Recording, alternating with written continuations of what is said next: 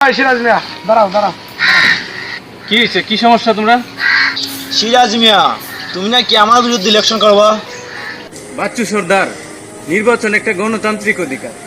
এখানে প্রাপ্তবয়স্ক যে কেউ নির্বাচন করতে পারে, এখানে বাধা দেওয়ার কিছু নাই। না, এই এলাকা আমার, আমি এলাকার সরকার, না আমার বাচ্চি সর্দার। না, আমি ছাড়া এই এলাকা কেউ শাসন করতে পারবে না, আমি শাসন করবো এই এলাকা। কি বলো তুমি?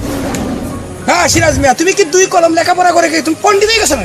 তোর রাস্তা শহরে থাকতো, তুমি কে আমাকে রাইছো? তুমি শান্তিপুরে শান্তি নষ্ট করতে আসছো। দেশ স্বাধীন হয়েছে, দেশে গণতন্ত্র এসেছে, দেশের মানুষ অধিকার ফিরে পেয়েছে। এখানে কারো লাঠির শাসন চলবে না। আমার 24 পুরুষ 500 বছর ধরে এই এলাকা শাসন করতেছে, কেউ আমাদের বিরুদ্ধে কথা বলে নাই, আর তুমি আমার বিরুদ্ধে নির্বাচন করবা? বাচ্চু সর্দার, মুঘল গেল, ব্রিটিশ গেল, পাকিস্তানও গেল, আবার এখন বাচ্চু সর্দার রয়ে গেল। কেউ থাকবে না, এলাকায় একদিন জুলুমের হাত থেকে মুক্ত হবেই। ওই মিয়া, তুমি কি বলতে চাও? আমি কিছুই বলতে চাই না।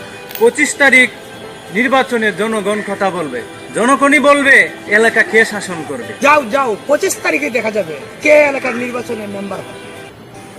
যাও, রাস্তা দাও, 25 তারিখে দেখা যাবে। যাও।